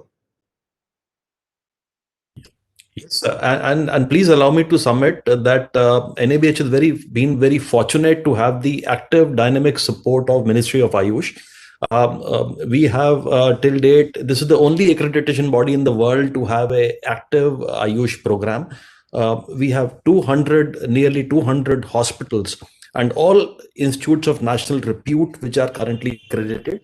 And last week we launched the entry-level Ayush program, and within hours of launching it, there were 43 applications. So there's lots of interest. This is a low-cost initiative. Hand-holding is a part of that. We are building lots of resources on our website. There's a beautiful guidebook which is already uploaded, and any hospital which is keen to take part, and we will ensure that we hold a regular program on implementations, sessions for training, and free webinars. And Dr. Katoch, advisor to Minister Ayush, he today only wrote a letter to all health secretaries highlighting the importance of certification of all wellness centers, and there are 12,500 of them under the Ayushman Bharat Pradhan Mantri Jan Arogya Yojana. So that's a very critical part of our certification standardization process in the Ayush domain. And we are very fortunate that Ministry is taking these very, very progressive and proactive steps. So So this has been a very interesting discussion, and lots of interesting insights have come out of this today's Manthan. We have talked from the logistic level to the artificial intelligence, machine learning level, Commander Bali, and every from end-to-end certification to collaborative public-people partnership approach. Dr. Misra, sir, you have rightly highlighted that patient has to be the center of it all, actually, because the entire industry is revolving around the is patient centered. So ultimately, the patient's goodwill has to be there. And every speaker, I mean, distinguished speaker that you mentioned, that ultimately it's the industry's image which is at stake. And ultimately, we have to live up to our Honorable Prime Minister's vision of a Atmanirbhar, self-reliant Bharat. So I think all of us in our own ways, small ways, are actively trying to contribute to this beautiful vision of a self-reliant India. Mithalji, do we have any time for closing comments? Quick one-liners each. I mean, I think that will add lots of value to we must. To everything. Mr. Sir, Dr. Professor Bijon Misra, sir, just one line of your comments, please. You have to unmute, sir. Unmute, please. I thought Praveen was saying there was some question. I don't know. Is it there or? It's no. The question is there, but I'll send it to you. I think we get repeated messages in the chat bot to. So we'll go take for it, your comments, final comments. Okay. Final comments now. Yeah. So my final comment is that we must have a strong, robust policy coming up in terms of encouraging, patients from overseas to come, and we must have an easy accessibility to credible information where patients can feel very comfortable, accessing that information, and we should be able to stand by it and deliver it. So we have to be very strong in terms of delivery, what we are promising. So that is my closing remark. Fantastic. Commander Bali? Transparency and technology will propel us to be one of the best medical value travel destinations in the world. Thank you. Upasana, madam? India is a great country and our image is very good. So we can make our image always like this when we have some patient complaint redressal method. So if he has any problem, we can solve it. Some insurance policy for those who are having some complication after their procedures. And there should be some government to government tie-ups for payments. So patient and hospital both should not bother about money. So we are great and we have to be always like this. Thank you. Wonderful. Arvindji? So thank you so much, Atulji. So my closing comments would be as follows. One is that we must ensure that all Ayush systems per se, that what India can champion, must get a more meaningful place in the FTAs that what India would sign across to other countries. Medical tourism must be a part of it. Number two is that I feel we need to open across a single window clearance sort of system, both for where industry and hospitals can come in and see that how their certifications and also what they need to communicate to the consumer is set up. The second thing is like what Bijonji also mentioned, that we need to have a single window or a single place whereby by the use of technology, like what Navneetji also mentioned here, to ensure that how customers could have access to information. So I think that with these two things in place, I'm sure that the third point, which is an aspiration point, is that we could make India as a center of excellence for medical tourism. Thank you very much. Dr. Rana? Thank you. Thank you very much. And my one-liner, as you mentioned, collaborate. We are a great country. We have great resources, rich resources, no dearth of technical competence. We can really build on this if we collaborate to build a greater ecosystem. Thank you. If we have wonderful, Dr. Rana, definitely looking forward to collaboration. Mr. Manoj Garg, Dr. Vikram, sir, are you there? Right. Dr. Atul, my comment would be, let's look at medical value travel not after the patient has landed in India, but start the life cycle much earlier, and let's find ways of integrating in-country diagnostics so that we can improve the outcomes for the patient. Wonderful, wonderful. So this is excellent recommendations. Thank you so much for all the insights. If we have Sangeeta ma'am around. Yeah, thank you, Dr. Kocher and Praveenji for moderating the session very well, and very big thank you to all the panelists. I, from Department of Commerce's side, I'm very happy to receive so many recommendations, so many relevant recommendations, and we look forward to working with all of the industry and other agencies to carry these suggestions forward. So looking forward to your support. Thank you.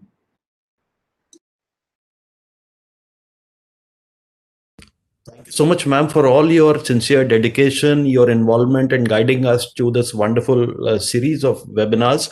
We'll be compiling all these recommendations into a compendium and passing them on to you for policy action. We'll be reaching out to all the participants. Thank you once again to you. And please allow me to hand over to Praveenji for your formal vote of thanks. Thank you, sir. Thank you so much, Dr. Kocher. It was a pleasure working with you, co-moderating this session with you. And thank you to all the panelists. Great suggestions received. My colleague Aparna and, of course, our colleague Prasoon Mishra from NABH. They've been working together, to put this together, this entire program. And of course, the recommendations have all been noted.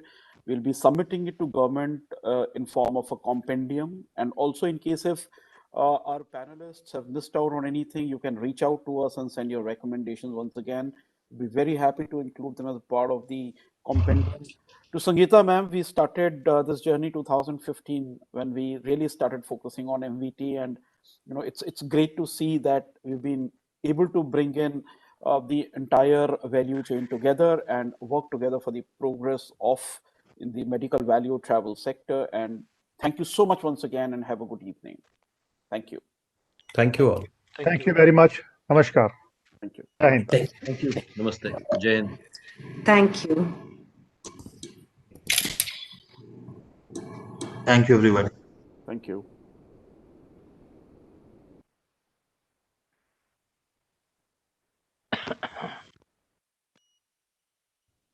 Th